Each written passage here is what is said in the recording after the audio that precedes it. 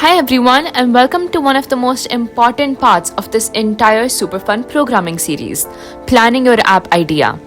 So far, you learned the basics of Python and JavaScript, and now it's time to use those skills to design an app, just like real developers do. Before developers write code or build real buttons and screens, they always plan first.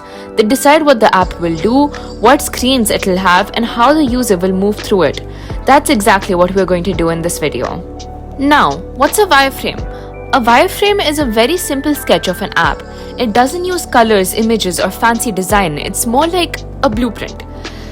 A wireframe shows where buttons are supposed to be, where text would appear, what each screen does and how it looks, and how the user would actually move from one screen to another. Think of it as planning the idea of the app, not building the real app yet. Now, what's a UI? A UI stands for user interface, which simply means how your app will look and how easy it is to use. Even when we're only planning an app, good UI thinking is important. So, some of the basic UI rules include to keep things simple, don't overload the screen, use clear text, make buttons easy to understand, and always think like the user. So, good apps feel easy, not confusing. You don't need any advanced tools to plan an app. You can use Figma, which is a free online design tool, or you could just use a paper and pencil, which is actually perfect for beginners like you. For this project, drawing simple boxes and arrows is more than enough. What matters is your thinking, not how pretty it looks.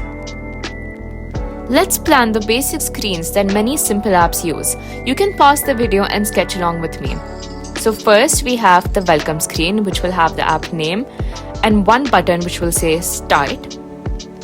Next is the main feature screen. So this screen does the main job of the app. So it might ask a question, let the user type something, show options, or ask for a choice. The next screen is the result or the output screen, which shows the result, or it displays advice, feedback, or a message, or it could also include a fun text or emoji.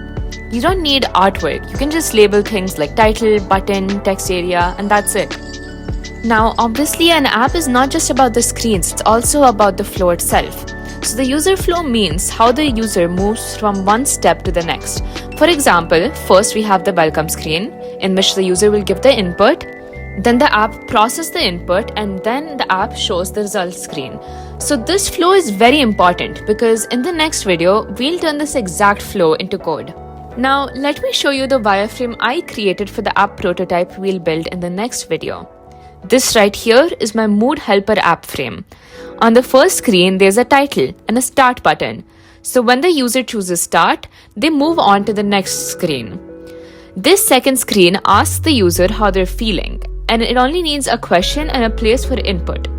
Finally, this is the result screen. Here the app will show a message based on the user's mood along with a random positive quote.